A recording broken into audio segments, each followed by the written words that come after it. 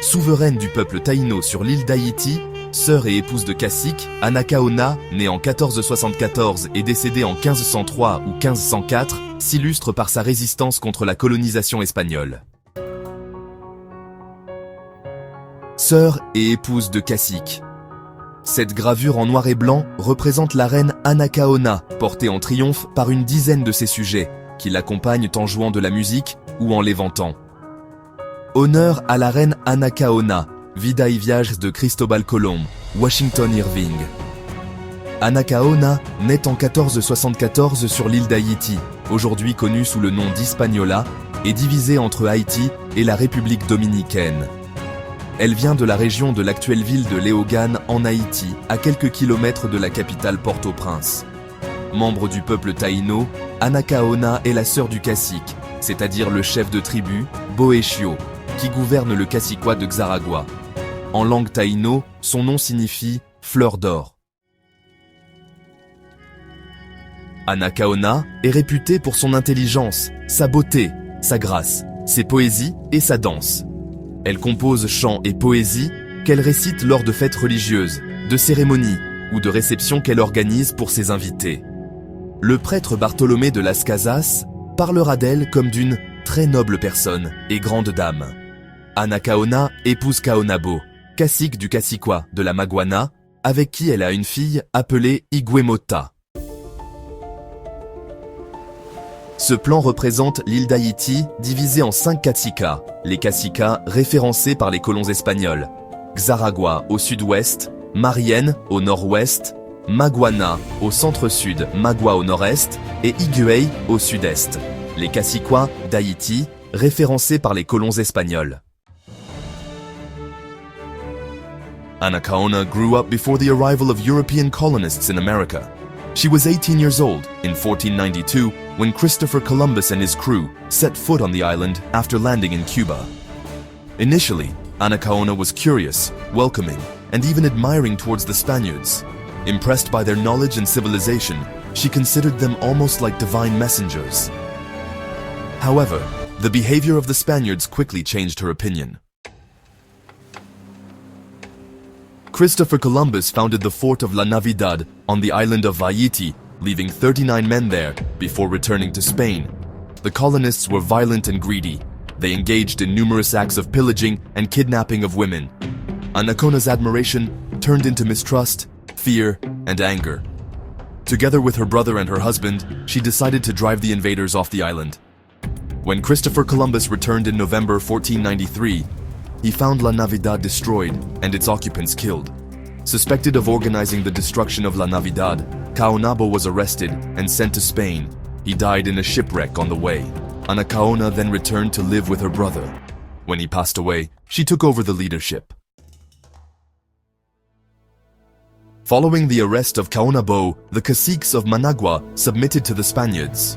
Christopher Columbus founded the colony of La Isabela, about 100 kilometers east of the destroyed fort, and then left the island, leaving his brother Bartolomeo in command. Under his supervision, the situation deteriorated. The colonists' abuses increased, especially due to the accelerated exploitation of the island's gold deposits and the forced labor imposed on the natives. Sporadic revolts broke out. En 1502, Nicolas d'Ovando est nommé nouveau gouverneur d'Hispaniola. Il embarque à la tête de la flotte la plus importante à avoir navigué vers le Nouveau Monde, composée de 30 navires et de 2500 hommes. Bartolomé de Las Casas fait partie de l'expédition. En réponse aux révoltes des habitants de l'île, Nicolas de Ovando fait preuve d'une grande cruauté. Il mène des expéditions sanglantes, déporte des esclaves africains en Amérique, développe l'exploitation des mines et exploite le travail des autochtones. Les conditions de travail sont telles que nombreux sont ceux qui meurent dans les mines. Cette gravure représente la reine Anacaona, debout et captive, les poignets et la cheville gauche retenus par des chaînes. Elle est vêtue d'un pagne, porte un collier et des boucles d'oreilles. Ses cheveux longs et sombres sont libres. Son corps est peint. À l'arrière-plan, un soldat espagnol. Anacaona captive. Vida y viaje de Cristobal Colón, Washington Irving. Nicolas de Ovando s'allie avec Guacanagarix. cacique du Caciquat de Marienne, au nord-ouest de l'île. Guacanagarix avait permis à Christophe Colomb d'établir le fortin de la Navidad et refusé par la suite de s'allier avec les autres caciques de l'île pour chasser les Espagnols. Anacaona paye le tribut aux Espagnols, mais élabore un plan pour se révolter et attaquer les colonies. Guacanagarix a vent de ses intentions et en avertit le gouverneur d'Hispaniola en 1503. Nicolas de Ovando annonce à Anacaona qu'il se rend au Caciquat de Xaragua dans le but de célébrer les bonnes relations de leurs deux peuples. Ces 350 hommes et lui sont accueillis par de grandes festivités. Au cours de la fête, les Espagnols se retournent contre leurs hôtes, mettent le feu à un bâtiment dans lequel sont réunis de nombreux taïnos, massacrent l'entourage d'Anacaona, la fille de la cacique, Iguemota, et son neveu, Guaorocuva, survivant. Anacaona, elle, est arrêtée. Nicolas de Ovando offre de lui laisser la vie sauve si elle devient sa concubine, mais elle refuse. Anacaona est exécutée par pendaison, probablement en 1504. À la suite de ce massacre, la reine Isabelle exprime sur son lit de mort le souhait que Nicolas de Ovando soit démis de ses fonctions de gouverneur d'Hispaniola et puni. Ce sera le cas 5 ans plus tard. Estimé à 500 000 en 1492, à l'arrivée de Christophe Colomb, la population de natifs sur Hispaniola n'est alors déjà plus que de 60 000 en 1509. Les Taïnos ne seront plus que 600 en 1531. Cette gravure représente le massacre de Xaragua en 1503.